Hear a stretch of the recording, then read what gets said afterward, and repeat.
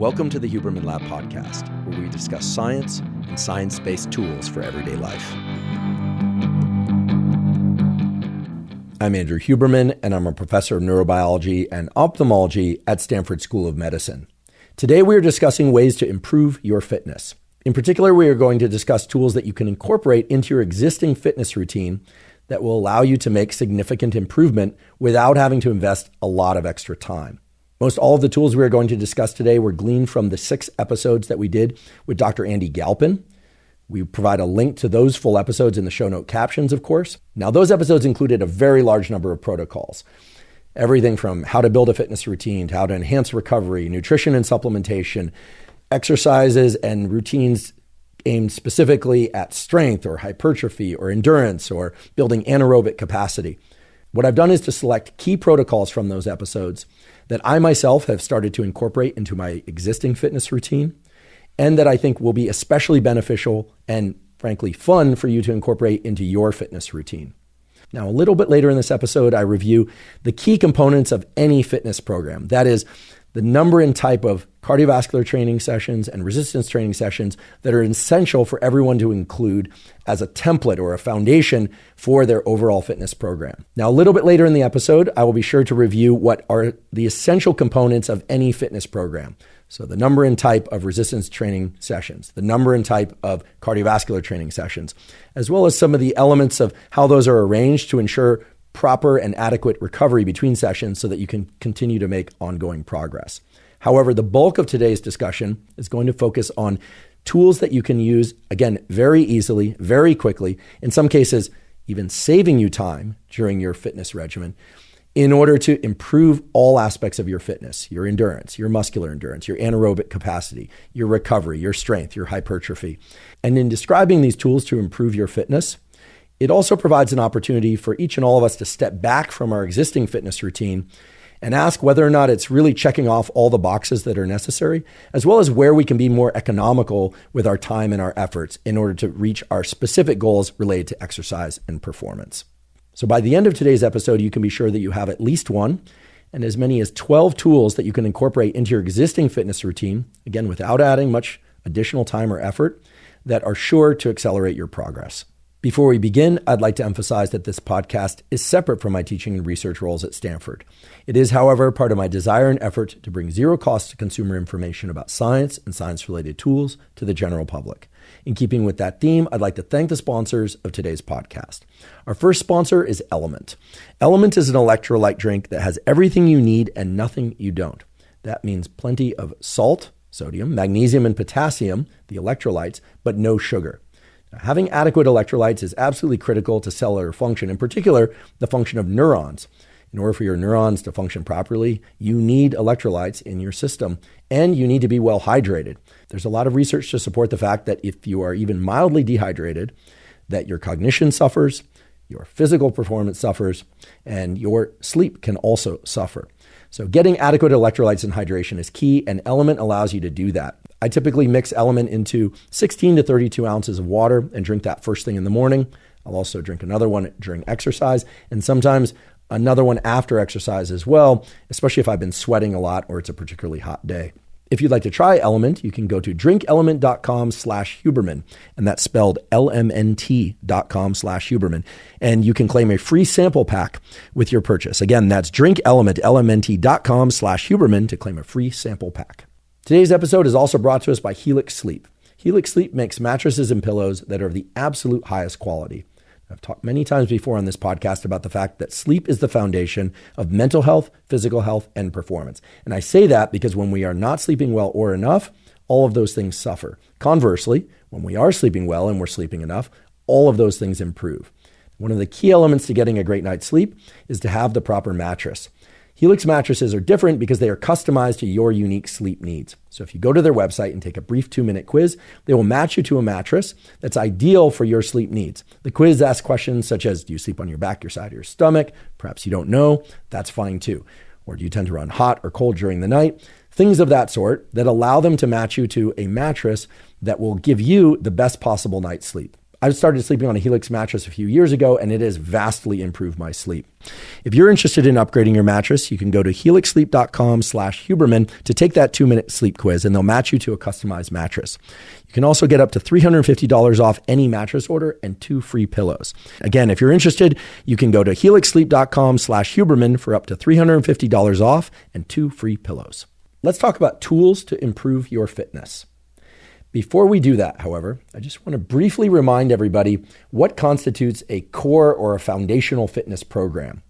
Now, what I'm about to describe is not for the athlete that's trying to just improve one aspect of fitness or sports performance. So for instance, if you are a power lifter and your main goal is to move more weight on the core powerlifting movements, or if you are somebody training for a marathon, it's likely that your core fitness program will differ substantially from what I'm about to describe. However, the vast majority of you are almost certainly trying to have some level of cardiovascular fitness. So the ability perhaps to run a mile or more, certainly to be able to walk up a flight of stairs without getting winded. You almost certainly want some degree of strength, the ability to perhaps pick up a heavy load of groceries and carry it in one arm as you carry something else in the other arm. You want the ability to help move furniture. You want the ability, certainly, to not injure yourself when performing daily tasks. And perhaps you also want to be able to go out and play a pickup game of basketball or soccer, or to go out on a long hike with the family without feeling so sore that you have to rest in bed the next day. An optimal fitness program of the sort that was covered in the Optimal Fitness Protocols episode that I did is therefore one that checks off the major boxes that science tells us are important for health span and for lifespan, and that can also help us improve various aspects of performance and improve various aspects of aesthetics, whether it's fat loss or muscle growth, if we choose.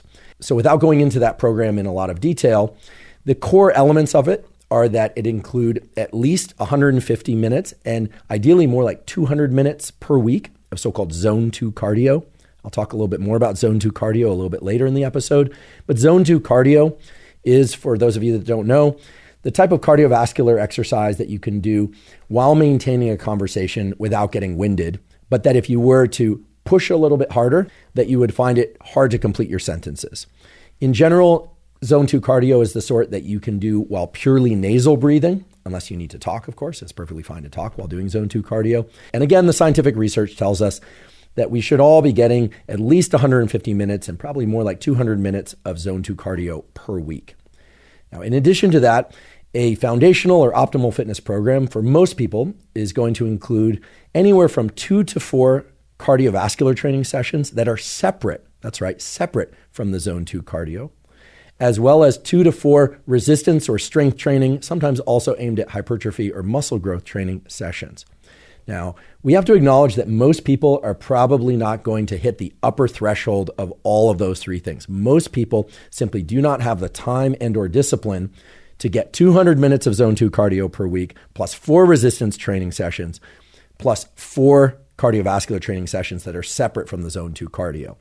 As a consequence, the optimal fitness program that I described in that episode, and by the way, it's the program that I've essentially followed for the last 30 years or more, includes 3 cardiovascular training sessions. So 1 longer duration, sort of typical endurance type training. This would be a long, slow jog or a long hike 1 day per week, as well as a shorter cardiovascular training session of about 25 to 30 minutes, moving a bit faster, getting the heart rate up a bit more, breathing a little bit harder, as well as 1 very short cardiovascular training session that would fall under the category of high intensity interval training, things like sprints, which don't necessarily have to be done running, could be done on a rower, could be done on a bike, etc.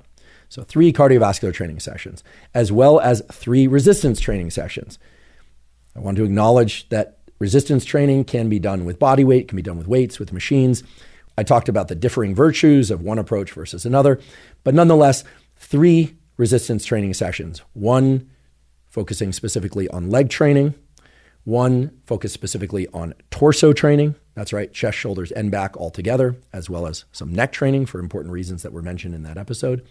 And then a 3rd session that was aimed at somewhat smaller body parts, biceps, triceps, calves, and some other small body parts that tend to be neglected and that are important to train if one wants to encourage muscular balance, both aesthetically and structurally, to avoid injury and have excellent posture. So those were the core elements of that foundational fitness program. And I mentioned then, and I'll mention again now, that program is not a mandate. It is not an absolute requirement for anyone to follow. It was simply meant as a template from which people could evaluate their own existing fitness program, perhaps modify it somewhat or a lot, or if you were interested in trying that specific fitness program, that you could do that. And we have provided a link both to that episode in the show note captions, but we've also provided a link to a table or chart that describes that foundational fitness program. It provides examples of different cardiovascular training and resistance type training sessions, and it describes some potential exercises and the rationale for those exercises and the rationale for selecting particular repetition ranges and rest between sets. All that information is available completely zero cost. You don't even need to sign up for anything. You simply go to the link that we provided in the show note captions, and there's a downloadable PDF there for you to explore. Now, in addition to the solo episode that I did about optimal fitness protocols, we did a 6-episode guest series with Dr. Andy Galpin, who is a professor of physiology at Cal State Fullerton and a world expert in all aspects of exercise and muscle physiology. That episode described a lot of the science and in particular science-backed tools for improving everything from long-distance endurance to anaerobic capacity, strength, hypertrophy, speed, power, recovery, nutrition, supplementation, and ways to develop a year-long program that will ensure you ongoing progress. In that series, Dr. Andy Galpin provided an enormous amount of valuable information such that anyone and everyone, meaning the person who's just interested in starting a fitness program or improving their existing fitness program, or the elite athlete who's interested in improving their sprint times or their jump height or their powerlifting or their marathon time, could clearly benefit from some or all of the protocols that he described. Now, because that series is so extensive in terms of its depth and breadth, again, providing so much value at zero cost, thanks to Dr. Andy Galpin's expertise, but at the same time, because it might be a little bit intimidating for many people out there to try and figure out which protocols to incorporate into their existing fitness regimen, I thought it would be fun and very beneficial to talk about some of the key tools that were described throughout that series that one could consider incorporating into their existing fitness routine now. So that's what this episode is really about. It's about the tools that I personally gleaned from those discussions and that I found to be of tremendous value in improving both my cardiovascular fitness, my strength and hypertrophy training, my recovery, and other aspects of my overall fitness protocols. And when I say beneficial, I mean in terms of improving my cardiovascular fitness, improving my strength and hypertrophy training, and that have improved the various metrics of fitness, lifespan, and health span, which include things like heart rate variability, resting heart rate, blood pressure, VO2 max, as well as some of the fitness metrics that were described during that episode series with Dr. Andy Galpin, such as performance metrics, the ability to jump a certain distance, the ability to run a certain speed or to run a certain distance at a given speed, the ability to move weights in good form for a certain number of repetitions. Again, all of the metrics of performance and health are going to vary tremendously from person to person, depending on where you're starting, how long you've been training, and other aspects of your health. The tools described in today's episode are designed for everybody. Again, these are simple tools that you can put into your existing routine that should really move the needle forward in terms of improving your overall levels of fitness and health. Okay, let's talk about the tools to improve your fitness. The first tool is to mesh your zone 2 cardio with your daily activities. So for those of you that don't know, zone 2 cardio is the type of movement that we typically call cardio exercise that elevates your heart rate somewhat, increases your breathing somewhat, but that still allows you to carry out a conversation without having to pause or to gasp in order to complete your sentences. Okay, so that's a general rule of thumb for zone 2 cardio. Now, for those of you that use a fitness tracker, you can monitor whether or not you are in zone 2 cardio very precisely. But if you're like me and you don't use a fitness tracker, it's very easy to know if you're in zone 2 cardio because, again, it's that level of output that puts you right below or somewhat below the threshold where if you were to exert yourself with any more intensity, that you wouldn't be able to complete your sentences.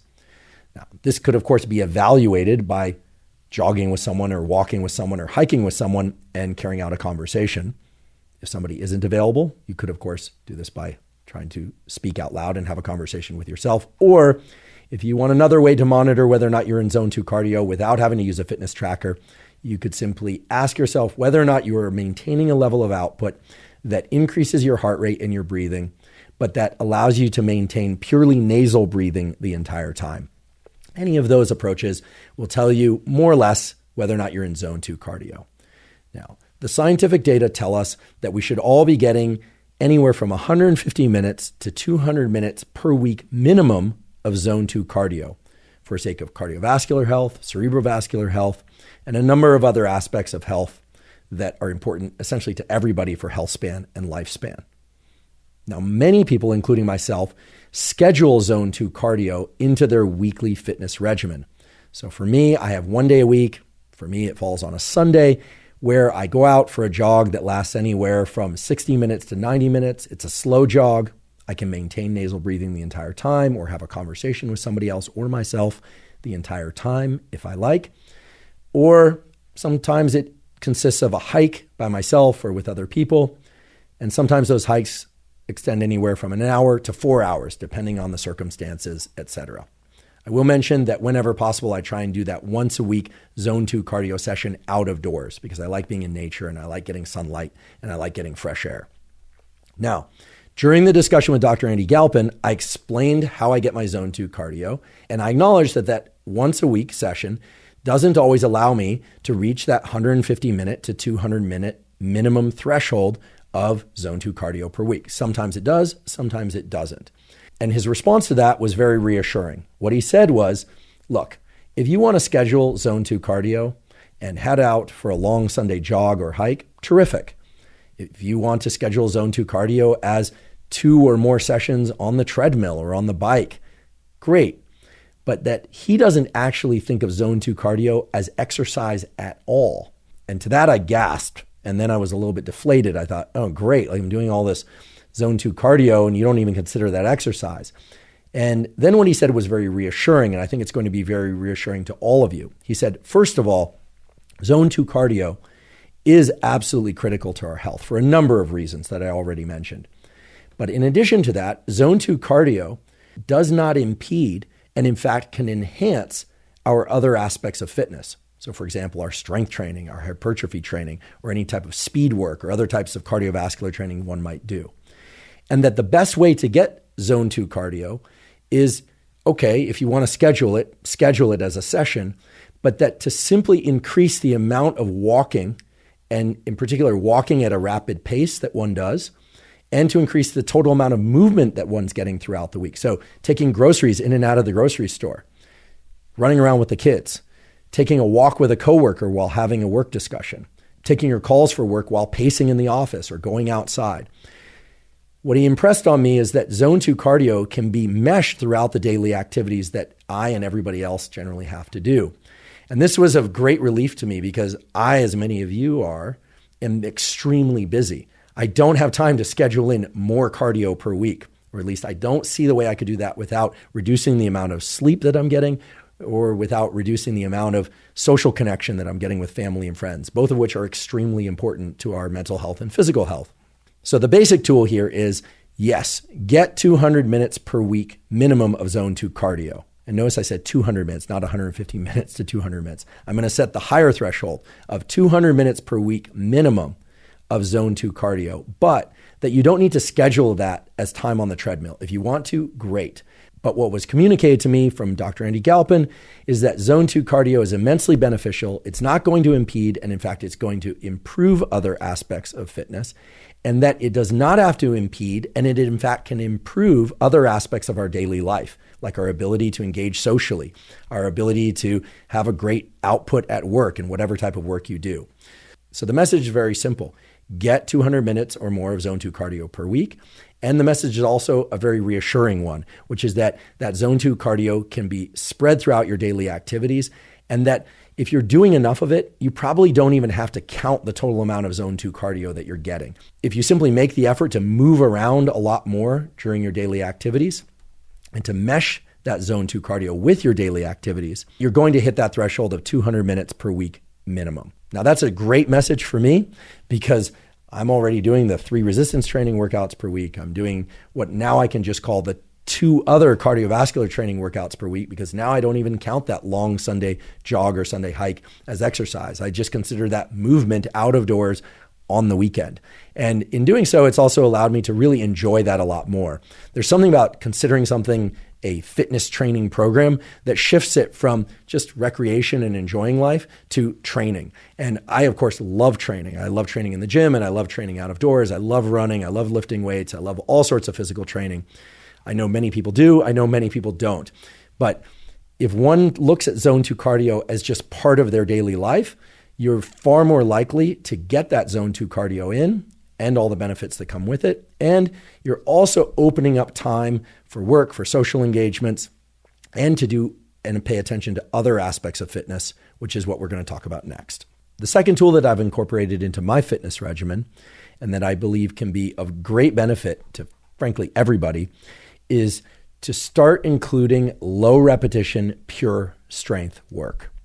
Now, some of you may already be doing low repetition, pure strength work, but I believe that most people don't. Most people who do resistance training are using either machines or free weights or some combination of those, or perhaps are using body weight. And they tend to focus on repetition ranges from about 5 and usually more like 6 repetitions out to about 10 and perhaps 15 repetitions. Now, of course, doing resistance training in repetition ranges of 5 to 15 reps per set, provided it's done at sufficient intensity, so either to failure or close to failure, of course in good form, is tremendously beneficial. It can help build strength, it can enhance hypertrophy. There is tremendous value to training in those repetition ranges. But when I sat down with Dr. Andy Galpin to discuss resistance training specifically, he made it very clear that at least for some portion of one's yearly training cycle, so perhaps 8 weeks or 10 weeks, or in the case that I adopted, 12 weeks, there is tremendous benefit to training in the 3 to 5 repetition range, and maybe even lower. So the second tool of training specifically for strength in this 3 to 5 repetition range is something that I started to incorporate after I sat down to record that series. And I'll just tell you a few of the benefits that I've experienced, and then I'll tell you the specific protocol that makes it very easy to do this. The most obvious benefit to me was that I got much stronger, and that strength persisted such that when I went back to using higher repetition ranges, so typically I train with weights or machines in the 6 to 10 repetition range, sometimes a little higher, sometimes a little lower, but never before had I specifically trained in the 3 to 5 repetition range exclusively for a period of 10 to 12 weeks. And when I did that, I, of course, gained strength, but that strength stayed with me such that when I returned to higher repetition ranges, I could use more weight in good form, and that, of course, enhanced strength and hypertrophy further. In addition, there was another effect that was, at least to me, very unexpected, which was that my cardiovascular training improved significantly. Now, why would this be? Because typically a 3 to 5 repetition set does not elevate the heart rate for long enough that you would consider it cardiovascular training. And of course, the rest periods between those sets is pretty long as well. So even if heart rate goes up during those heavy sets, it's going to go down during those long 3 to 5 minute rest periods between those sets. But what I noticed was that my overall posture and my ability to maintain cardiovascular output while using good running form or good rowing form was also vastly improved. And the logical interpretation of why that would be is simply that the muscles got stronger, and those same muscles are being incorporated into the cardiovascular, let's call it endurance work that I'm doing on other days. And therefore, I can carry out those cardiovascular training sessions in better form for longer periods of time. I actually felt much stronger during my cardiovascular training as I got much stronger moving these heavier weight loads for low repetition sets. And then the third specific benefit that I noticed is that when training heavy for 3 to 5 repetitions per set, I didn't get sore. And this to me was an incredible benefit, because typically when I train in the 6 repetition to 15 repetition range and I take those sets to failure or near failure, I do experience some soreness the next day. Ordinarily, that soreness isn't so intense that it prevents me from doing any of the other sorts of workouts that I do. And for those of you that have visited that foundational fitness protocol, you know that I hit each major and minor muscle group once per week directly, as well as once per week indirectly. That's the overall structure of that program, in order to allow sufficient recovery between those resistance training workouts to be able to make continual progress. Now, by training in this 3 to 5 repetition range that Dr. Andy Galpin suggested, I was able to improve my strength, improve my cardiovascular output, reduce soreness. I also just felt better overall. I had a lot more energy after those workouts than I typically do after my resistance training sessions when I use higher repetition ranges. There were just a number of different things that made me feel, wow, this is really a powerful protocol. And of course, moving heavier weights in the gym feels good too. It feels good to get stronger. At least there's a positive feedback loop there for me, and I think for most people. And I should also mention that for those of you that are averse to doing heavier resistance training in this 3 to 5 repetition range because you fear that it will make you too big or too bulky, training in the low repetition ranges is actually more geared towards increasing strength and is shifting away somewhat from increasing hypertrophy or muscle size. So that's a great benefit for those of you that want to be strong and also want to maintain cardiovascular fitness, but you don't want to add muscular size. And of course, for all of you that want to add muscular size, it's well established that increasing your strength will allow you then to return to patterns of hypertrophy training that will allow you to use heavier weights and therefore induce greater hypertrophy. So there are so many reasons to incorporate these strength training protocols. So the way that Dr. Andy Galpin suggested one do it, and was the way that I did it, is to use this 3x5 protocol. The 3x5 protocol is very straightforward. It involves doing 3 to 5 exercises per workout. Okay, so if it's a workout for legs, it's 3 to 5 exercises. If it's a workout for some upper body muscle, it's 3 to 5 exercises. 3 to 5 exercises for 3 to 5 sets per exercise, 3 to 5 repetitions per set, and 3 to 5 minutes of rest between each set. In addition, he emphasized that one can do those workouts 3 to 5 times per week, although I'm going to put an asterisk next to that last statement because I found that I couldn't do the 3x5 protocol, say for legs specifically, 3 to 5 times per week. I realize that might be possible for some people, but I'm somebody who, like many of you out there, either doesn't have the time or doesn't have the recovery capacity to train my legs 3 to 5 times per week. Even though I acknowledge that there are probably ways to do that would still allow me to recover, it just simply starts to impede into other areas of training.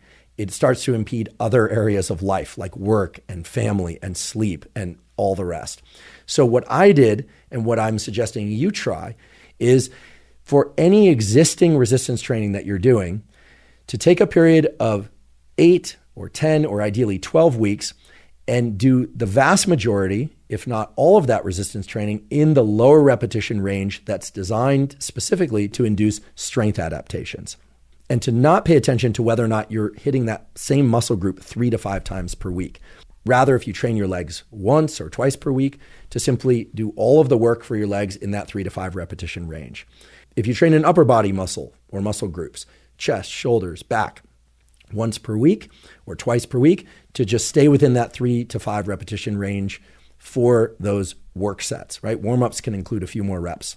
And then to adhere to this 3 to 5 exercises, 3 to 5 sets per exercise, 3 to 5 repetitions per set, and 3 to 5 minutes between sets. Now, the one exception to this that I incorporated was that for very small muscle groups, so for instance, the rear deltoids, or for neck work, or for calf work, to not rely purely on 3 to 5 repetitions, but maybe to work in a range of anywhere from 5 to 8 repetitions. So still fairly low repetitions, but not so low that it restricts you to 3 to 5 repetitions. The reason for that is that and I think a lot of people out there find it hard to fatigue those smaller muscle groups adequately with good form when restricting oneself to those low repetitions. However, for big compound movements like presses and squats and deadlifts and glute ham raises and things of that sort, maybe even leg extensions and leg curls, which are isolation exercises, of course, to really restrict oneself to those 3 to 5 repetition ranges that take you to failure or near failure. I listed off the benefits of doing that I experienced, and I'm confident that you will also experience a lot of benefits. So just to remind you what some of those benefits are, you get stronger, which feels great. That occurs within your weight workouts, but it also carries over to your endurance training sessions. I also noticed that when returning to higher repetitions for resistance training, so after 12 weeks, shifting away from 3 to 5 repetition ranges and going back to training in the 6 to 10 repetition ranges mainly, occasionally up to 12 or 15, but really mainly restricting to 6 to 10 repetitions, that you can move much heavier weights in good form and thereby induce more hypertrophy while still also continuing to gain some strength. And another benefit was, again, reduced soreness compared to when training with higher repetition ranges, and more mental freshness is, I guess, the only way to describe it when training in those lower repetition ranges. I don't know about you, but when I finish a really hard hour-long resistance training session done in the 6 to 12 repetition range, there's a certain type of mental fatigue that even if I eat properly afterwards, even if I hydrate properly, that it tends to sap a bit of my mental energy later in the day. But that the training at the 3 to 5 repetition range did just the opposite. It actually enhanced my focus and my cognition, my overall levels of physical energy, which is great because it allows you to do all the other things that we're required to do throughout the day. And by the way, it'll also allow you to get more of that zone 2 cardio. So if you want more details on the 3x5 protocol, again, that's timestamped in the relevant episode on strength and hypertrophy that we did with Dr. Andy Galpin.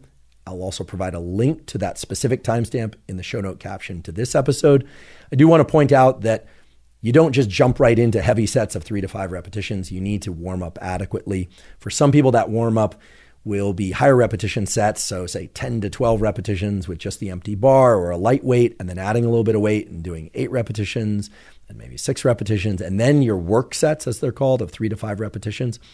Or perhaps you're like me and you prefer to do low repetition warm-ups. So this was also something that I discussed with Dr. Andy Galpin, and that for me has made a tremendous positive impact on all my resistance training, regardless of whether or not it is low repetition or higher repetition.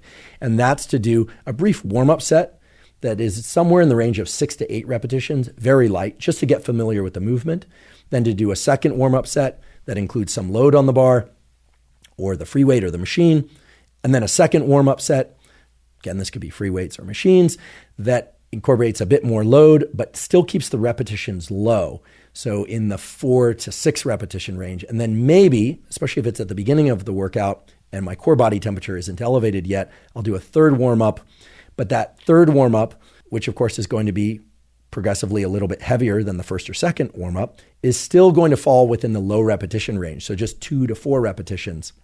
For me, including a few more warm-up sets with progressively heavier weight on each warm-up, but still keeping the total repetition count low, so somewhere in the range of 2 to 6 repetitions, has been very beneficial for improving my work output during the so-called work sets, regardless of whether or not I'm training in the 3 to 5 repetition range or whether or not I'm training in the 6 to 15 repetition range. I know for some people this might be kind of surprising. How is it that my work sets are actually higher repetition than my warm-up sets? Or put differently, how and why is it that my warm-up sets are lower repetition than my work sets?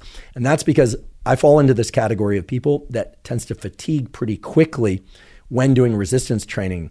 So for me, keeping the repetition count on any individual warm-up set pretty low has allowed me to really improve my strength output and really improve my strength and hypertrophy training when I shift to the so-called work sets. So I already listed off a number of important documented benefits and benefits that I've certainly experienced by incorporating low repetition, pure strength work into my yearly training cycle for periods of 8 to 12 weeks. In addition to that, during my conversation with Dr. Andy Galpin, he said something very important for everyone to hear and understand. He said, when you look at the data on aging and performance, in particular muscular performance, you see some very interesting patterns within the data. He said, for instance, that for every year after age 40, there's a 1% drop in muscle size that can be offset by resistance training, but that if you don't do resistance training, that you won't offset.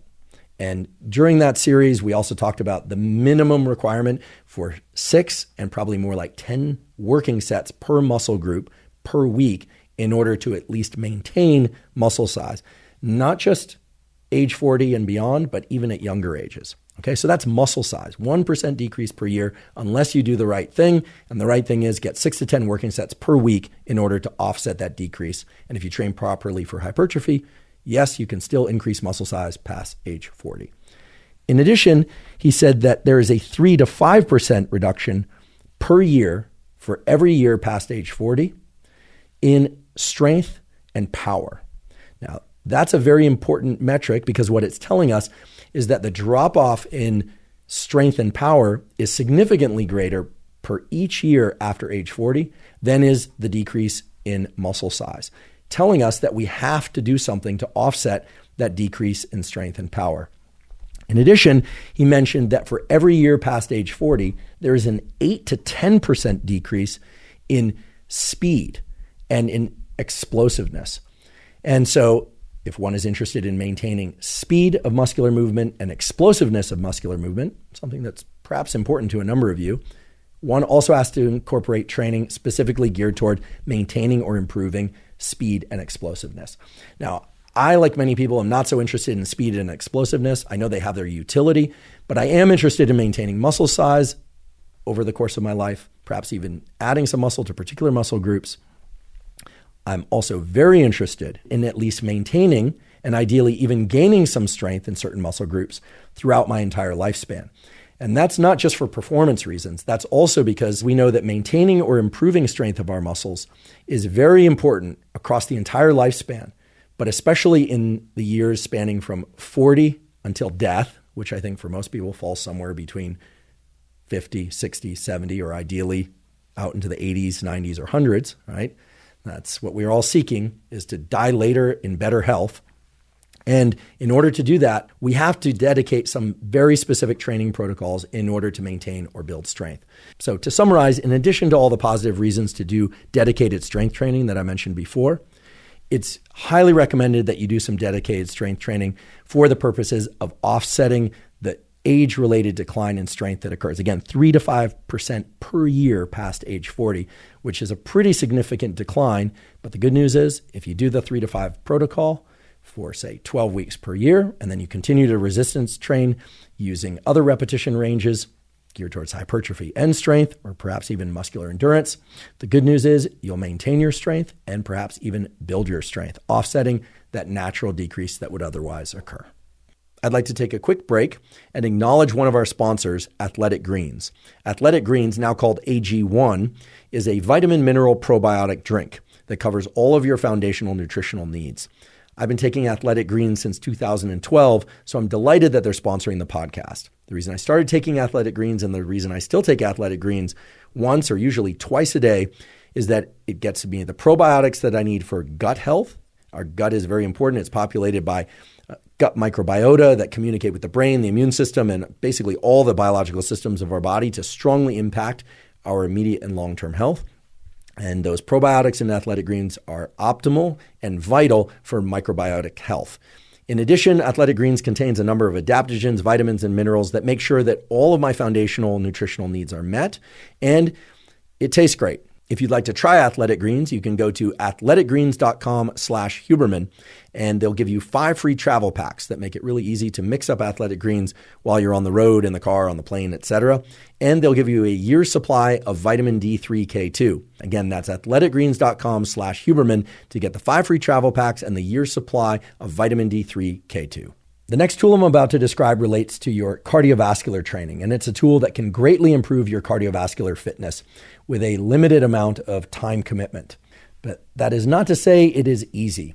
What I'm referring to is the so-called sugar cane. If you listen to the series with Dr. Andy Galpin, you may recall our discussion about the sugar cane, which is so named after our friend and expert trainer, Kenny Kane. And it is a very efficient, yet somewhat brutal way to increase your cardiovascular output. So the sugar cane is the type of protocol that you would incorporate once in the period of a week, but certainly not every week. It's the kind of thing that you might throw in once every 2 weeks or once every 4 weeks as a replacement for your other high-intensity interval training. The sugar cane involves selecting some form of exercise that you can do at high intensity safely. That, of course, will differ between individuals. For some of you, it will be a stationary bike. For others of you, it will be a road bike. For others of you, it will be running. And for others of you, it will be rowing. The exact form of exercise is not important. What is important is that you can generate a lot of intensity. So you're going to be doing some sprint-like work, although not all-out sprints, except on the final round. I'll explain where all this is going in a moment. But again, you need to select a movement that you can do without injuring yourself while still performing a movement at high intensity. So for me, that would be running. For you, it might be something else.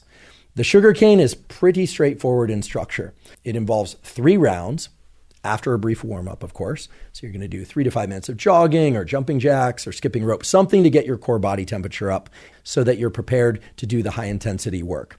And then there are only 3 rounds of high-intensity work, and they go as the following. In round 1, you're going to take 2 minutes, so you'll need to set a timer for 2 minutes, and you're going to go the maximum distance that you can in that 2 minutes. So run the maximum distance that you can for 2 minutes, or cycle the maximum distance that you can for 2 minutes, or VersaClimber the maximum distance that you can for 2 minutes. Whatever you select, you're going to do that as far and as fast as you can for the duration of 2 minutes. So depending on the movement and depending on your level of fitness, that distance might be 400 meters, 600 meters, 800 meters, etc. Whatever distance you travel in that 2 minutes, you are going to mark that distance down in your mind or in your phone or on a piece of paper. And then you're going to rest 2 minutes. So 2 minutes of work, then rest 2 minutes. Then in round 2, you're going to go the same distance that you did in round 1, and you're going to take as much time as you need to do that distance as fast as you can. So if you went 600 meters in 2 minutes for round 1, in round 2, you're going to go 600 meters, and it's going to take you however long it takes you. Chances are, if you really did the best you could in round 1, you were at maximum output for the first 2 minutes, that in round 2, it's going to take you longer than 2 minutes to travel that equivalent distance. However, there is the possibility that it will take you less time. But for most people, it's going to take you more time. So staying with this example of 600 meters in 2 minutes on round 1, in round 2, you're going to go 600 meters. Let's say it takes you 2 minutes and 30 seconds. You then are going to mark down how long round 2 took you. So in this case, the example is 2 minutes and 30 seconds. Then you're going to rest another 2 minutes. And then in round 3, you're going to go all out, again, as fast and as safely as you can for the same duration that you did in round 2. And your goal is to go at least as far as you went in round 1. And if there's still time left, you're going to continue to go all out, again, as fast as you safely can, until the entire duration is completed. So it's really just 3 rounds with 2 rest periods in between round 1 and round 3.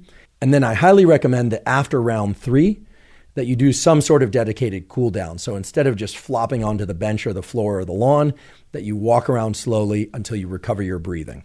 The reason I like the sugar cane as a tool that one implements once every, say, 2 to 4 weeks as a replacement for one's typical high-intensity interval training is severalfold. First of all, if you provide the right intensity in round 1 and round 2 and round 3, it is sure to elevate your heart rate substantially, and in doing so, improve your VO2 max, which is correlated with all sorts of important metrics related to health span, performance, and lifespan. Second of all, it gamifies things a little bit. It pits you against yourself in the sense that if you go out at maximum speed, again, performing a movement that you can safely perform at maximum speed in round 1, well, then you have something to compete against in round 2 and round 3. And that makes the high intensity interval training, first of all, very intense, but also it makes it kind of fun in a way that lets you forget just how painful the whole thing is. The next tool to improve your fitness is called exercise snacks. And as the name suggests, this is a fun one, and was suggested by Dr. Andy Galpin as a way to either enhance or maintain your fitness depending on how your core or foundational fitness program is going.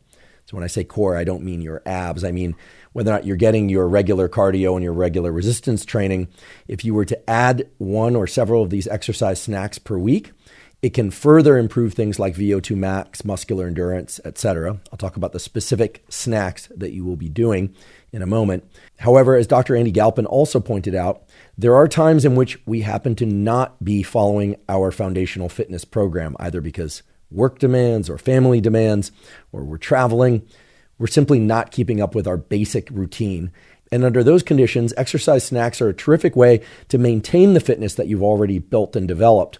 And you don't lose any ground in a week, say, where you get particularly busy. Now, exercise snacks can take on a variety of different forms, but for sake of simplicity and clarity, today we're going to divide them into two major categories.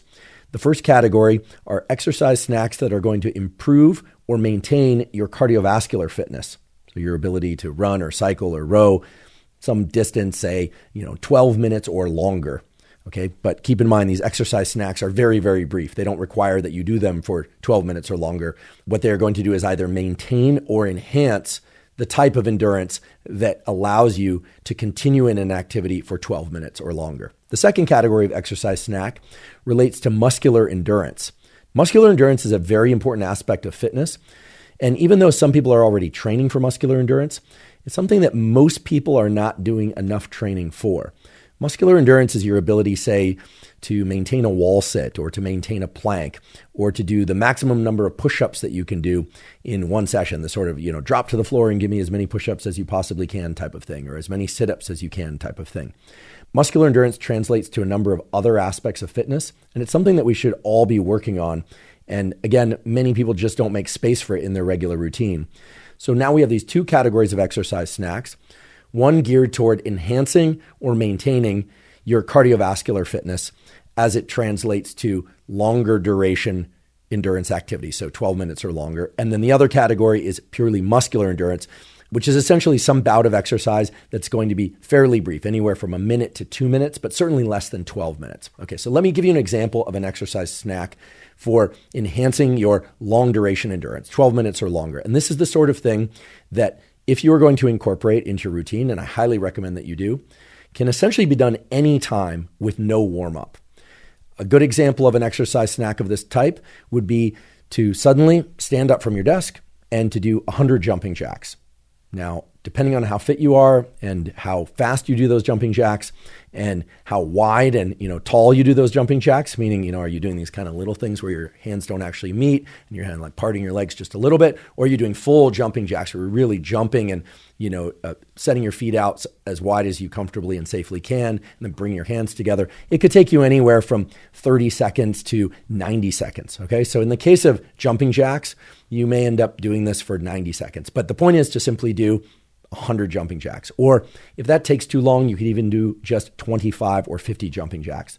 The point is that it's going to get you moving your muscles. It's going to get your heart rate up. Okay, even if you're very, very fit, if you're doing these fast enough and you're doing them with proper form, it's going to get your heart rate up.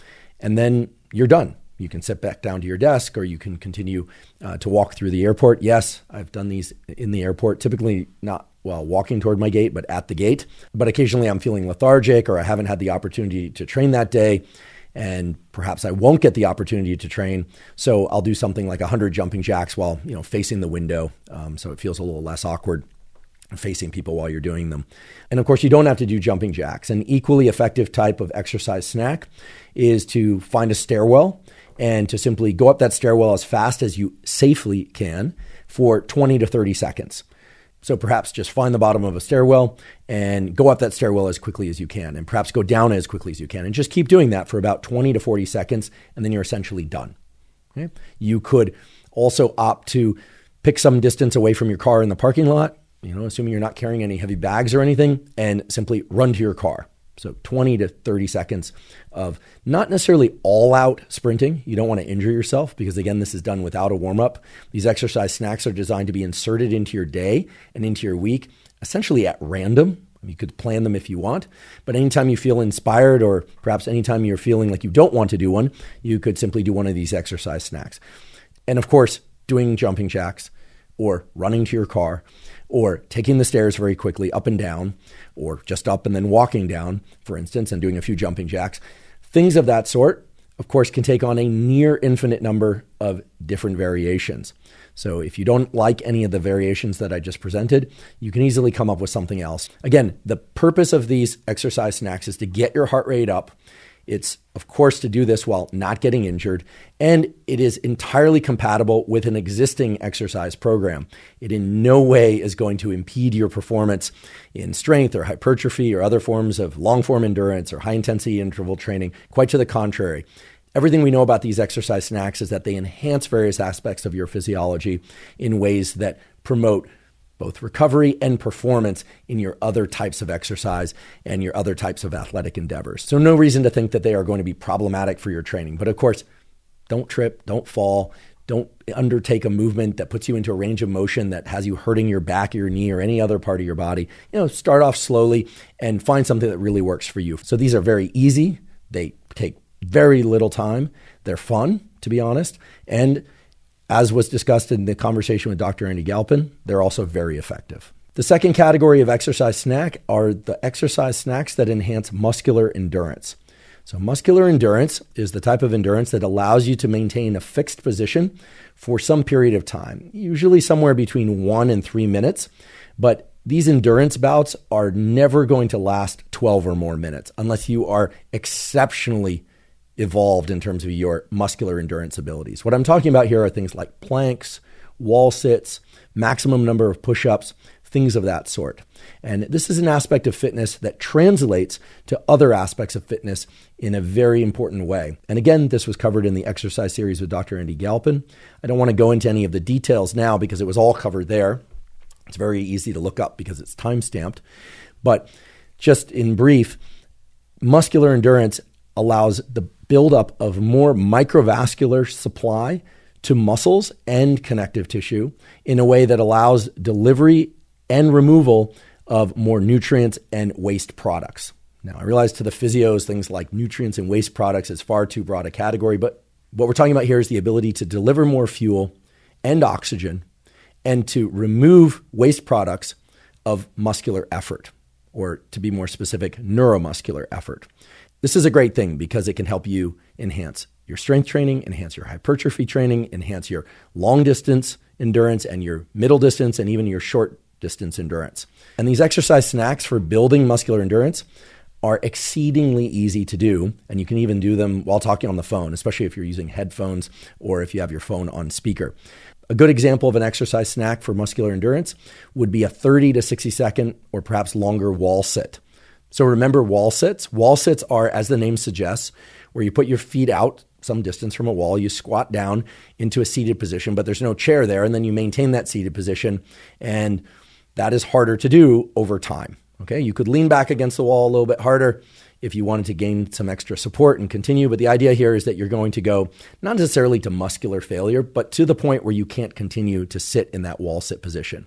You could also simply do this as an air squat down to the bottom position where you're comfortable. And then you don't want to rest down there, meaning you want to maintain some tension in your quadriceps and other muscles of your lower body so that you're actively trying to support yourself in the seated position, but without a seat below you.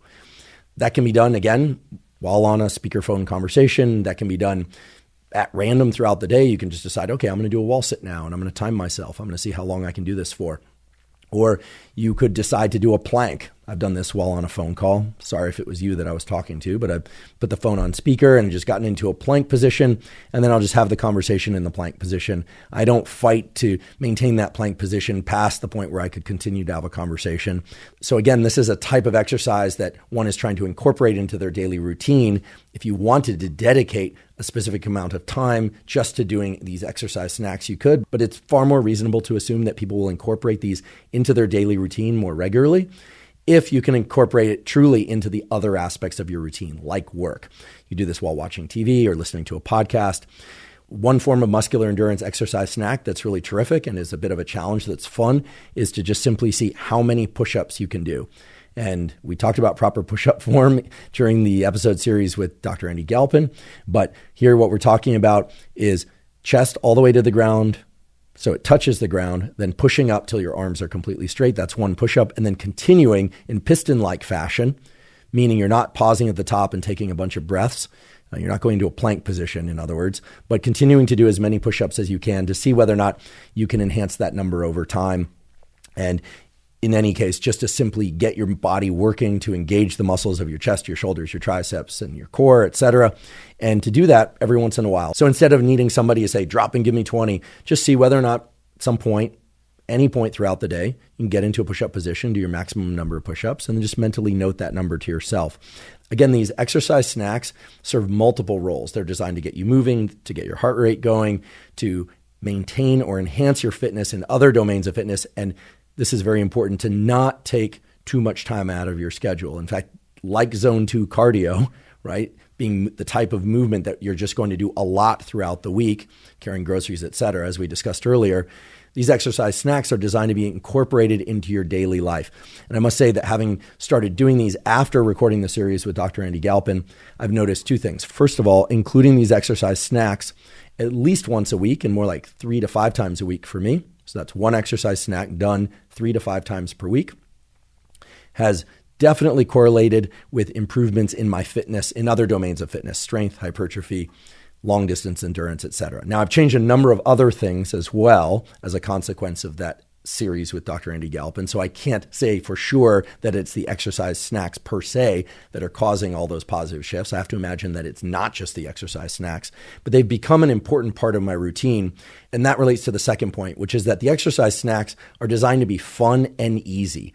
And so I really enjoy doing them, so much so that if I don't do one for a couple of days, I start to crave them a little bit, kind of like the other kind of snack. The next category of tool to improve your fitness relates to breathing or respiration. Now, breathing and respiration is an enormous topic in and of itself. In fact, I did an entire episode on breathing and respiration, and this is a topic that my laboratory works on extensively as it relates to anxiety control and some other aspects of mental health, as well as to physical performance. For today's discussion, I want to just review a few tools that one can incorporate both into workouts and around workouts that can greatly enhance fitness and recovery. The first one is the type of respiration tool that you use between sets of exercise. And again, here we're talking about resistance training, but we could just as easily be talking about rest between rounds of, say, high-intensity interval training. So for instance, between bouts of sprinting on the track or the bike or the treadmill or the rower. A great pattern of breathing to incorporate during rest between sets is something that I've talked about before in other contexts, which is the physiological sigh. The physiological sigh is a deep inhale through the nose to maximally or near maximally inflate your lungs, and then a second very brief inhale, and it's necessarily brief because your lungs are already pretty full, to maximally inflate your lungs and to make sure that any of the little sacs, the little alveoli of your lungs that have collapsed during the exercise exertion will reinflate. And then a long exhale until lungs empty. So I'll demonstrate it right now, as I've done many times before, but if you haven't seen it or heard it before, it's 2 inhales followed by an extended exhale, and it goes like this.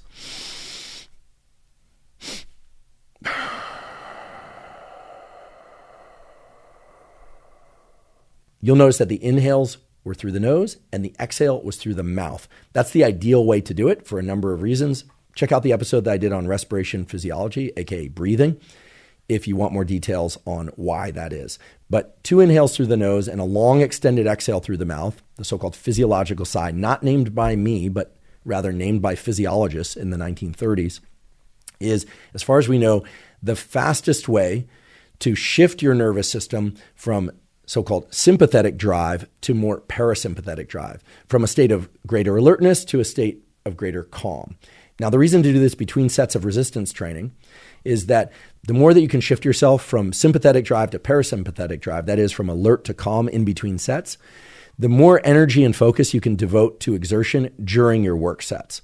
Okay, so one way to do this that's very convenient and very effective is to consider the last repetition of your set a physiological sigh, which is not to say, okay, I want to be very clear, which is not to say that you should do the physiological sigh during your set. In fact, I recommend you do not do that, but rather if you're doing 6 repetitions of a given exercise and you, let's say, fail on the 6th, or you do that 6th repetition and you're just close to failure, because again, your work set should be to failure or close to it most of the time, then set down the weight, and then you're going to do the next repetition as the physiological sigh, meaning you're not going to do the movement. You're going to think of doing a physiological sigh as the last repetition of every set, not during the last repetition of the resistance training movement, okay? So the physiological sigh is something you do at the beginning of the rest period immediately following a set. If you'd rather think about it that way because it's more convenient than thinking about it as the last rep of a set, be my guest, whatever works for you. But what you'll quickly find is that if you do a physiological sigh right after completing your last repetition, you'll calm down much more quickly, your heart rate will come down more quickly, and you'll recover more completely in whatever designated rest period you've allowed yourself, whether or not it's 30 seconds, which would be very short, frankly, or it's a 5-minute period of rest between sets. If you do truly just one physiological sigh at the beginning of the rest period, you are going to effectively shift your nervous system in the direction you want it to go during those rest periods. And of course, if you're training hard during your work sets, you run zero risk whatsoever of feeling so calm that you don't feel motivated to do your next set. I promise you that it will allow you to relax more at the beginning of the rest period than you ordinarily would, to shift into a state of rest. There are differing opinions about whether or not you should walk around or stay still during your rest periods. I like to walk around a bit and stay standing. I'm not one of these people that kind of collapses into a C shape on the bench in between sets. I like to stand up and, breathe normally, walk around, drink a little water, etc.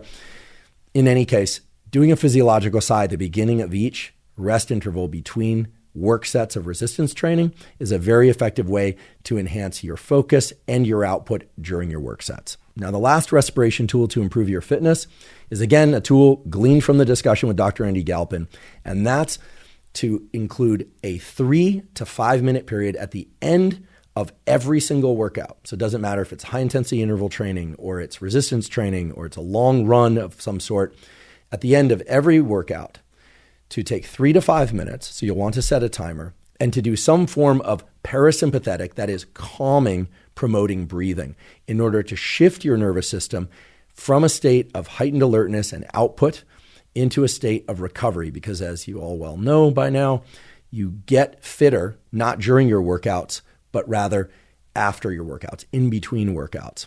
So you stimulate the adaptation during a workout, but you get the adaptation, you get the actual improvement in between workouts. And a common mistake that many people make, and I made this mistake for years, was to finish a great workout and then you're texting on your phone or you're talking on the phone or you're driving home. It's certainly not as intense as the workout that you just did. Maybe you're even feeling really calm from a nice long jog, or you had a particularly good workout that day and you're feeling really happy. So you're enjoying the high, so to speak. Well, when you do 3 to 5 minutes of what's often called down regulation breathing after a workout, it allows you to recover and to induce the adaptation that you've been after, the one that you actually trained for, much more quickly. I can't tell you how many people I know who start to incorporate this into their workouts find that they recover far better from their workouts, which might seem a little bit surprising. Why would it be that just 3 to 5 minutes of some activity would enhance recovery to such a great degree? And that's because typically people don't bookend their workouts.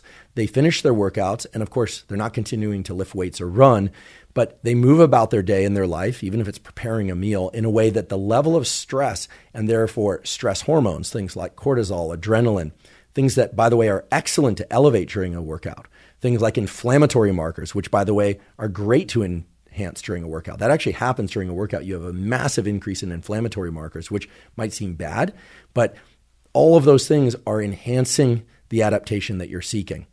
But as soon as those workouts end, you want to shift into recovery mode. And this 3 to 5 minutes of down regulation breathing is a terrific way to do that. There are a couple different patterns of breathing that will work best, but all of them emphasize exhales. Okay, I want to repeat that. All of them emphasize exhales. So for instance, you could just choose slow, deliberate breathing. How does that emphasize exhales? Well, ordinarily when we breathe, we inhale actively and we exhale passively. Whenever we deliberately breathe more slowly, we are actively exhaling. Okay, so active exhales really promote the calming response in brain and body. The other thing you could do, which many people are now doing, is to do a repeated round of physiological sighs. So the double inhale through the nose, long exhale through the mouth, but repeated for, say, 3 minutes. That's another version. The other thing you could do is simply to notice your exhales and to emphasize your exhales, make them longer and more vigorous than your inhales. Now, you don't want to turn this into a breathwork session where you're doing, pranayama or kundalini breathing or something of that sort. The idea is to calm down. So anytime you're extending your exhales, you're actively exhaling, you're trying to slow your breathing down overall, you're going to shift yourself in the right direction. So rather than complicate this type of tool, the best thing you can do is just focus on those exhales, slow your breathing overall, use physiological sighs if you want, or simply sit in your vehicle, or if you have to, drive home while doing this extended exhale type of down regulation. Ideally, you would take a couple of minutes and just shift your whole system by not driving, closing your eyes and just sitting in your car, stationary, of course. Don't drive with your eyes closed or bike with your eyes closed. Just simply calm down, extend your exhales, and shift from the workout to the recovery mode, which is where the progress is going to arrive. I'd like to take a quick break and acknowledge our sponsor, Inside Tracker. Inside Tracker is a personalized nutrition platform that analyzes data from your blood and DNA to help you better understand your body and help you meet your health goals. I'm a big believer in getting regular blood work done for the simple reason that many of the factors that impact your immediate and long-term health can only be analyzed from a quality blood test. However, with a lot of blood tests out there, you get information back about blood lipids, about hormones, and so on, but you don't know what to do with that information.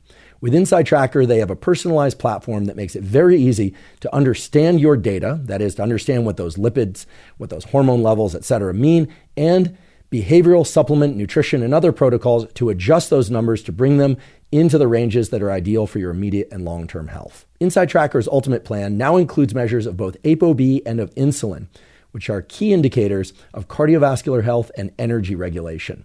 If you'd like to try Inside Tracker, you can visit insidetracker.com/Huberman to get 20% off any of Inside Tracker's plans. Again, that's insidetracker.com/Huberman to get 20% off. The next tools to improve your fitness are psychological tools, and they're really geared toward enhancing your focus during your workout and separating or segmenting your workouts from the other parts of your day. Now, of course, workouts are naturally segmented from the other parts of your day unless you're running around all day long or you're lifting weights or other heavy objects all day long. But one of the more attractive tools that was presented during the series with Dr. Galpin that I adopted and found to be really effective is this concept of the line. The line is this concept that you have a physical location, say at the entrance to a gym or at the start of your run or your bike, or maybe it's around the stationary exercise device that you use, for which once you cross that line, you are all about business, okay? You're not socializing, or at least not too much. You don't want to be rude to people, but you're really focused on your workout. So this is especially effective on days when you're a little bit distracted or you didn't sleep that well the night before, or maybe you got something going on in mind, or you're in an argument, or you're excited about something else. But if you care about your fitness, which I hope everyone does, and your goal during any workout is to stimulate a particular type of physiological adaptation, strength, hypertrophy, long distance endurance, etc., and you also don't want to get injured so that you can continue to train for your entire life as regularly as possible, the concept of the line is fantastic, because what it does is it forces you to compartmentalize the portion of your life that comes before the workout and after the workout, and also to really enjoy your workouts. This is something that's not often discussed, but nowadays with the advent of smartphones, there's a lot of infiltration of other types of communication and information while one is supposed to be exercising. And so our life has become far less compartmentalized than it used to be before the advent of smartphones. Now, of course, smartphones are wonderful. They provide all sorts of wonderful tools and benefits. And of course, I use one. And I'll talk about how to incorporate the smartphone in a very specific way to enhance your workouts in just a moment. But the idea of a line is you pick a location. It can change each workout, but ideally it would be at the threshold of where the physical location to the workout begins. And once you cross that line, you are all business. You are taking care of business. Which is not to say that you can't enjoy your workouts. In fact, you absolutely should. One of the best pieces of advice that I ever got about fitness was given to me when I was a teenager and I started lifting weights. And the person who was teaching me how to do that said, one of the best things that you can do, and you absolutely should do for your fitness now and forever, is to learn to enjoy training hard. And that really stuck with me. I really do enjoy training hard, but that was something that I learned how to do over time. I took on the mentality that I'm here by choice. I'm here for my own good and my own fitness. It's to enhance my life. So I'm going to enjoy training hard. I'm going to enjoy training effectively. And of course, there are days when I train a little less hard, where I back off quite a bit. I even take rest periods of, a week every once in a while, every, say 12 to 16 weeks, I'll take a week off and just do some, activities like hiking and things of that sort. I talked all about extended layoffs, meaning a layoff of more than 2 days, during the episode that I did by myself, which is the Optimal Fitness Protocols episode. But in any case, learning to train hard and enjoy training hard and really making the workout something that is separate from the rest of your life is one of the most gratifying things that you can do to enhance your overall fitness, because it really teaches you how to designate your mind and your body toward this one specific set of goals while you are there, and to really enjoy the process, because fitness can be a truly enjoyable process even when you are exerting yourself especially hard. And for you masochists out there, it can be especially because you're training hard that it feels so good. In any event, the key is to set some sort of boundary and know that when you cross into that boundary, you're training. And when you cross out of that boundary, you're done training, which also lends itself to more adequate recovery and the decompression type breathing exercises that we talked about before. I'm not going to tell you whether or not you need to do the down regulation breathing at the end of your workout within the line or after you cross the line. That's up to you. I don't think one needs to get that specific. Now, another tool that's wonderfully effective, not just for your workouts, but for all areas of your life, is if you are going to bring a smartphone to your workouts, to set some boundaries around what you're going to listen to and do with that smartphone during your workouts.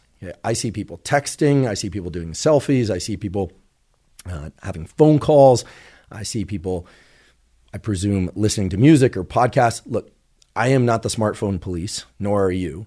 And everyone has a right to use their smartphone in the way that they choose is best for them in order to distract themselves or focus themselves or enrich their life. Look, it's a free world, of course, more for some than for others, but you can do what you want with your smartphone. However, if your goal is to improve your fitness, one of the more powerful things you can do with your smartphone is to decide before you cross the line into your workout what you're going to listen to or do with that phone or not. So for me, I like to designate a playlist of music for that particular workout. And then I just stick to that playlist. I might repeat songs that I like a lot, or if someone talks to me while the music's playing, I might go back and restart a song if they distracted me, that sort of thing. Although I do my best to not get into too much social chit chat during workouts, but I'm friendly and it's nice when people come over and say hello. I sometimes work out with other people, in which case I don't use headphones, I don't use a smartphone. But setting a playlist or two, designating a podcast or two, designating an audiobook or two, whatever it is that you're going to listen to really decide what that's going to be before you do your workout. And the reason I say this is that I observe a lot of people, and frankly, I've observed myself under conditions where I'm suddenly in a text communication, or I'm bouncing between albums or between podcasts or between whatever it is on the phone, to the point where rest intervals aren't being controlled well, to the point where focus during sets becomes harder to achieve at the beginning of a set, because in between sets, I was focused on a conversation, not on training.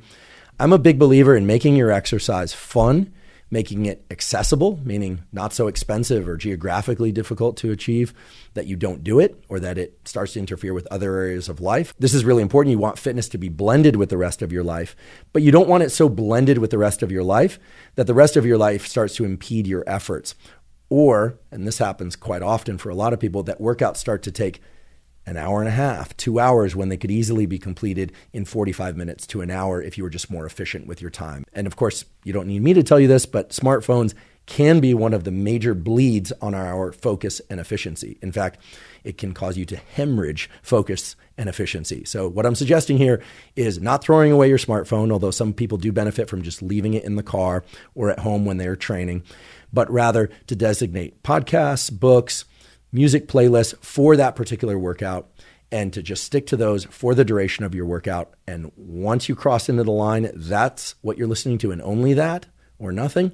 And of course, once you cross back over the line as you finish your workout, you can decide to continue to listen to the podcast or continue to listen to the audiobook or to the music. That's up to you, although I highly recommend that you do incorporate that down regulation period of 3 to 5 minutes minimum. The last category of tools to improve your fitness come from the discussions about nutrition and supplementation and recovery in the series with Dr. Andy Galpin. Now, the list of tools I'm about to describe is not exhaustive, meaning it doesn't even begin to come close to the total number of tools that one could glean from the discussion about nutrition and supplementation that I had with Dr. Andy Galpin on this podcast. But they are the major ones that are definitely worth knowing.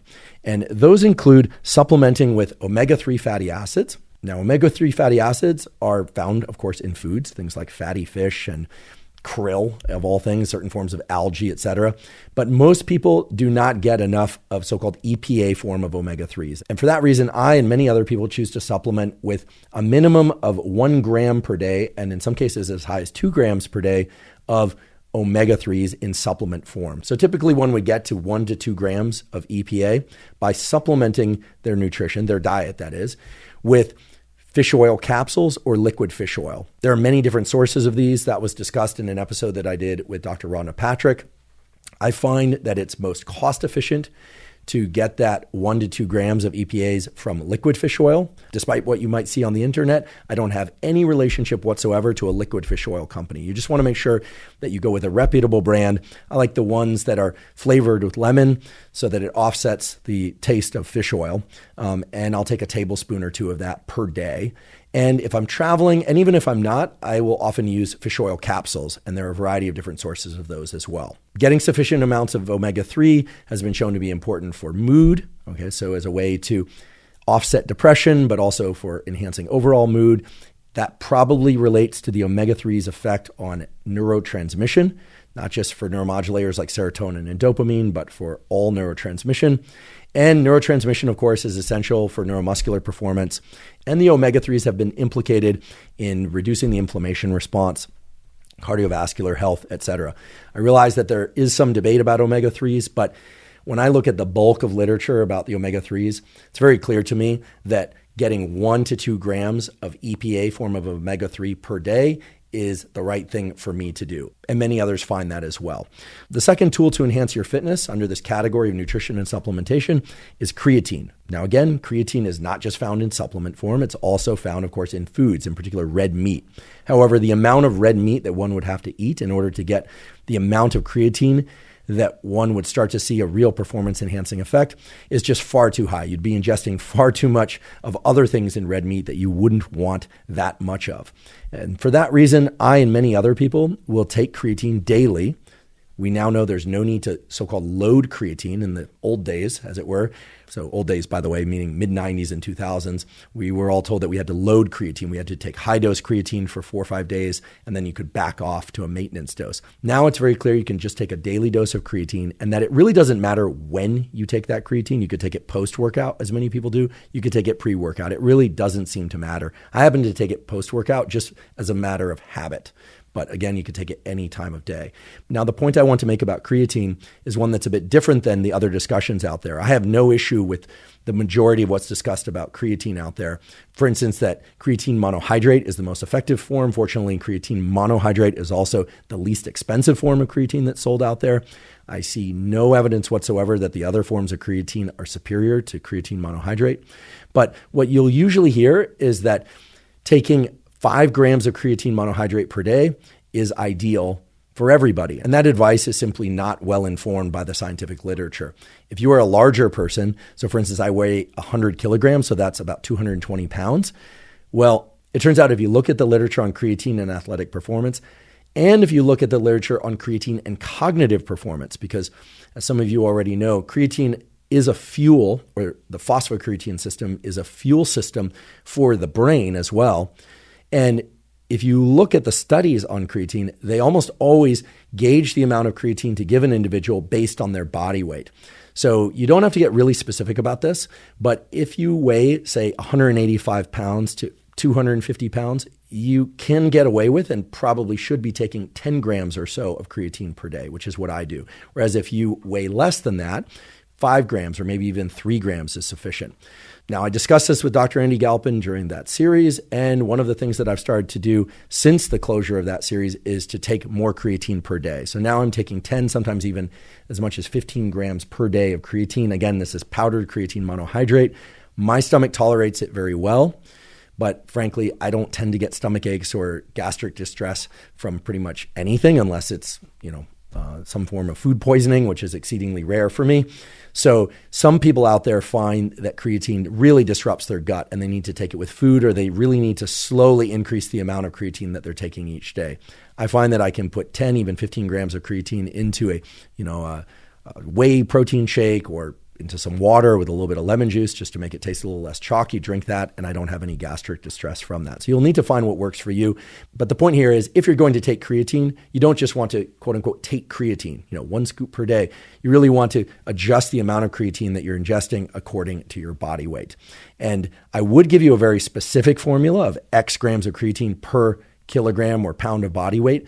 But believe it or not, no such specific recommendation has ever been published in the scientific literature. At least I couldn't find it in a way that's consistent with all the other papers, meaning you see a lot of variation. So what I'm talking about here is if you weigh 185 pounds or so, okay, plus or minus 5 pounds, out to about 250 pounds, 10 to 15 grams of creatine per day is probably more appropriate for you than is 5 grams, meaning it's going to be more effective for enhancing physical performance and perhaps even cognitive performance as well.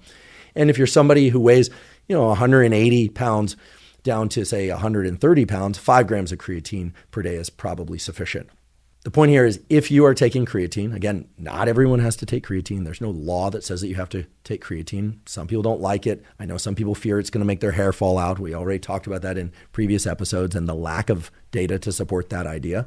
But I realize some people steer away from creatine for whatever reason. But if you decide that taking creatine is right for you, adjust the total amount of creatine that you take according to your body weight. The next supplementation-based tool for enhancing your fitness is rhodiola rosea. Now, this very esoteric-sounding supplement is one that I learned about both from Dr. Layne Norton when he was a guest on this podcast, expert in nutrition and, frankly, training as it relates to resistance training, and from Dr. Andy Galpin. Rhodiola rosea is a supplement that's gaining increasing attention because it is what's called a cortisol modulator. It does not necessarily suppress cortisol. It does not increase cortisol. It's a cortisol modulator. And frankly, the mechanism by which rhodiola rosea modulates cortisol is still under investigation. I hope to do an episode about it in the future, or at least make it part of an episode, because the hypothesized mechanism that's starting to emerge is really interesting as it relates to neurons in the brain that control the stress response and glands in the body like the adrenals that control the stress response and that secrete cortisol.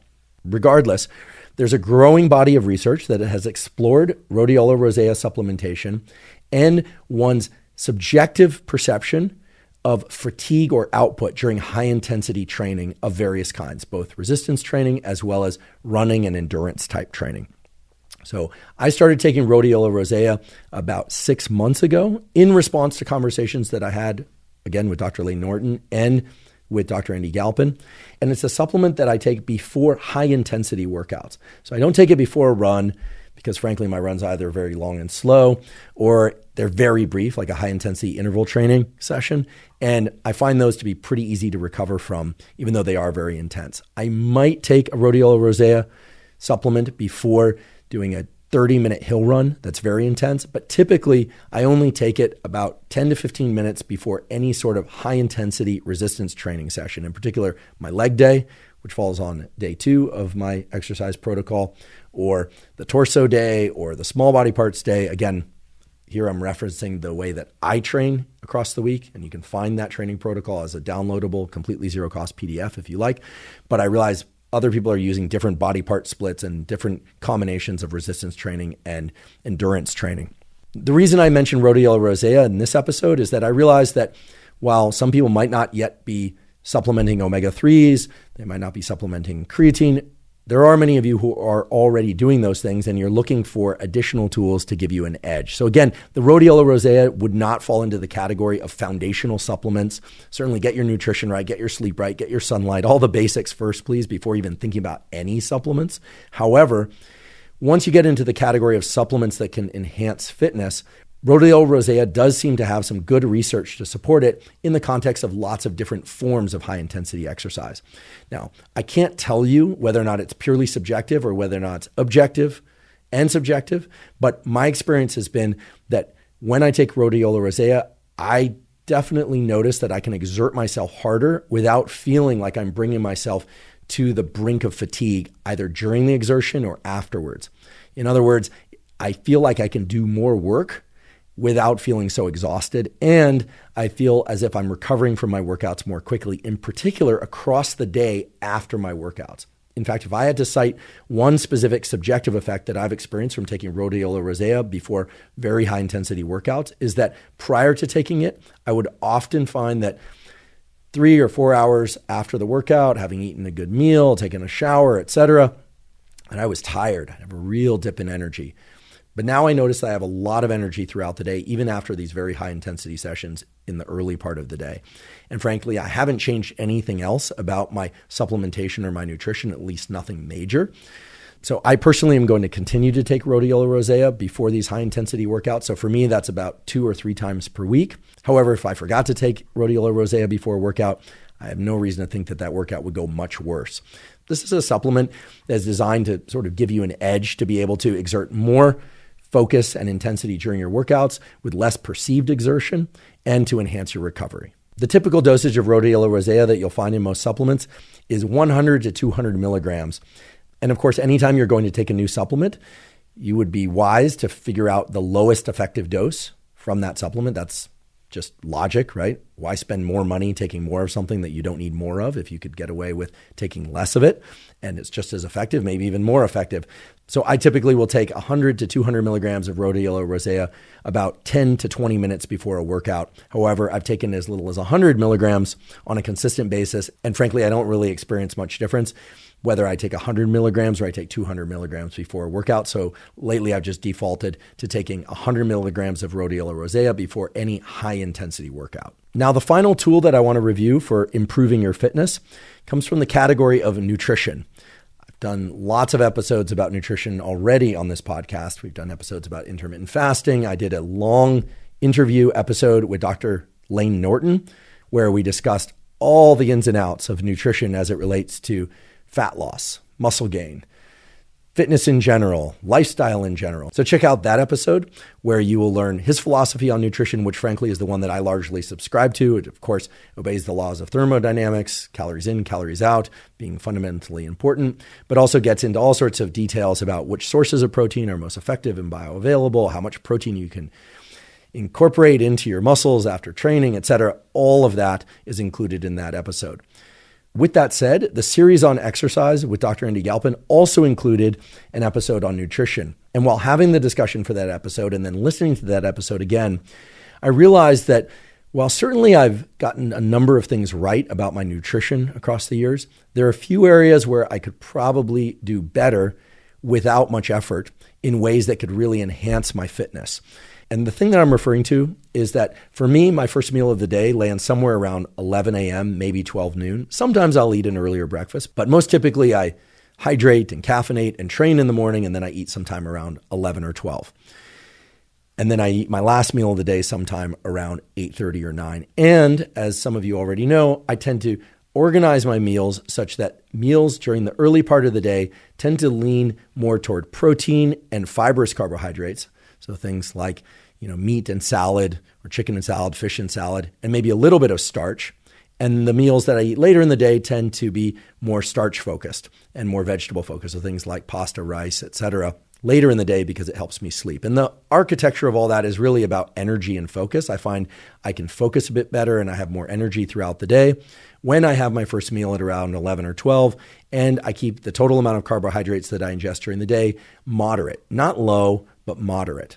Now, there is an exception to that, which is if I do a high-intensity resistance training session early in the morning, say train legs or train torso or even small body parts early in the morning, then I make sure to incorporate more starchy carbohydrates and some fruit, some simple sugars as well, into the first meal of the day so that I can replenish the glycogen that I depleted during those high-intensity resistance training sessions. However, after talking to Dr. Andy Galpin, I realized that I really shouldn't worry about or be afraid of eating something before training if I'm really hungry in the morning. So what I'm referring to here are the times in which I wake up and I want to train, but I personally like to train fasted and caffeinated. Okay. Yes, I do recommend that people delay their caffeine intake 90 to 120 minutes after waking, if and only if you have trouble with an afternoon crash, real fatigue in the afternoon, then it makes sense to delay your caffeine 90 to 120 minutes after waking. However, the exception to that is that if I'm going to train early in the day, I do ingest water to hydrate as well as electrolytes. and caffeine prior to training. And sometimes that means I'm drinking caffeine within 30 minutes or 60 minutes of waking. I've tried to be clear about this in previous episodes, but I think a number of people have come to think that I always delay my caffeine intake 90 to 120 minutes after waking, and that's simply not the case. If I'm going to train, in particular, if I'm going to do high intensity resistance training or a long run, I will ingest caffeine sooner than 90 to 120 minutes after waking. And in addition to that, yes, I tend to eat my first meal around 11 a.m., maybe 12 noon. But if I wake up and I'm very hungry, I will eat a small meal that includes typically some protein and some fat. So some Brazil nuts, maybe a couple scoops of whey protein would be typical for me, or maybe even a little bit of oatmeal, some whey protein. Not a lot of food in my gut. But after talking to Dr. Andy Galpin, what I learned was for some people, training fasted feels best. I would consider myself one of those people. You may be somebody in that category as well, or you might be somebody who really feels as if you run best, you resistance train best when you've eaten, say, 90 minutes or a couple hours before you do that. There are basically no specific rules as it relates to whether or not you train fasted or train fed, except what you can handle in terms of gastric distress. So you'll want to make food choices according to that and try and avoid, of course, gastric distress. But basically the change that I've made is if I wake up and I'm hungry, I'll eat a small meal. Or if I want to work out in the afternoon, or I have to work out in the afternoon and I have lunch at, say, 12 or 12:30 or 11 a.m., and the only opportunity that I have to train is 1 p.m. or even 12:30, I will go ahead and train. And that's a new thing for me. Typically, I try to keep my meals at least 3 to 4 hours prior to any training bout.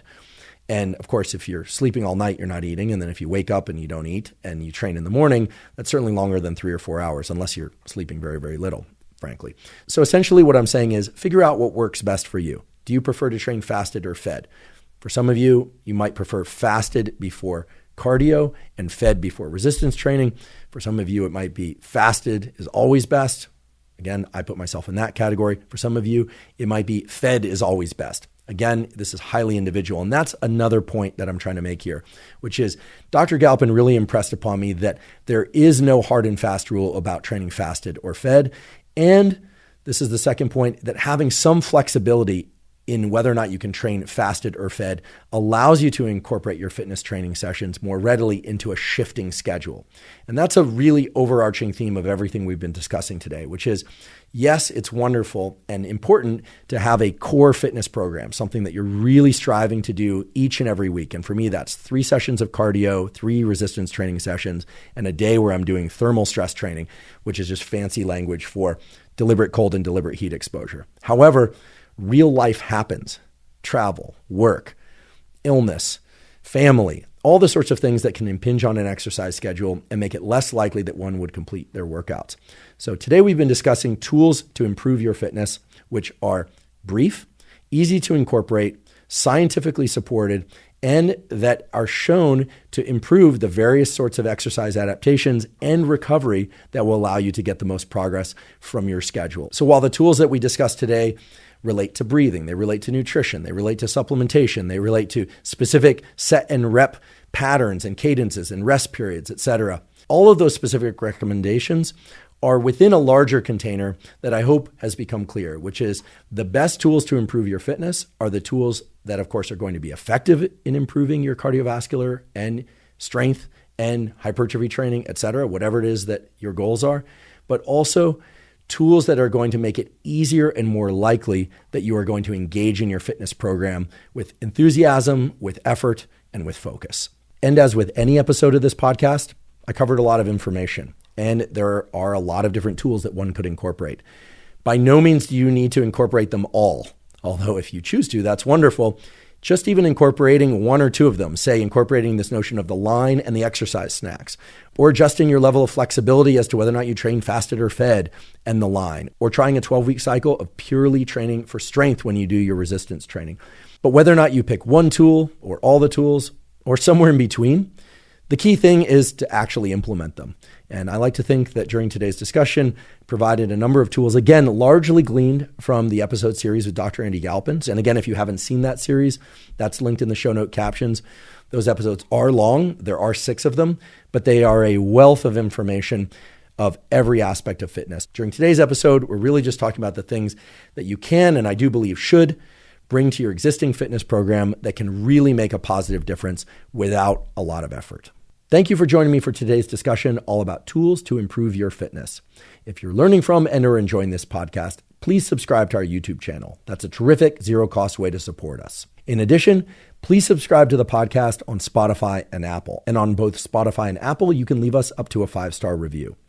If you have questions for me or comments about the podcast or guests that you'd like me to include on the Huberman Lab podcast, please put those in the comment section on YouTube. I do read all the comments.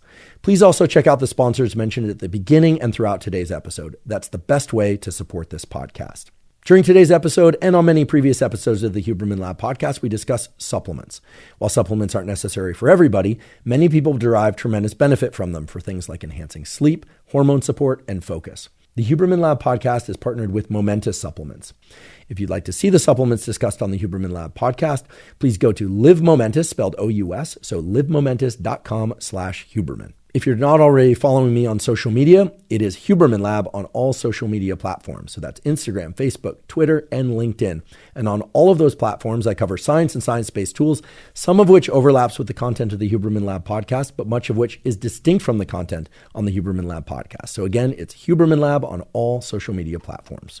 If you haven't already subscribed to the Huberman Lab podcast Neural Network newsletter, this is a completely zero-cost newsletter. It comes out about once a month, and it includes podcast summaries and toolkits. Toolkits are short PDFs that, for instance, describe a toolkit for sleep, a toolkit for learning and neuroplasticity, a toolkit for fitness, and on and on. To sign up for the Neural Network newsletter, you simply go to hubermanlab.com, go to the menu, scroll down to newsletter, and provide your email. We do not share your email with anybody. And again, the Neural Network newsletter is completely zero cost. Thank you once again for joining me for today's discussion all about tools to improve your fitness. And last, but certainly not least, thank you for your interest in science.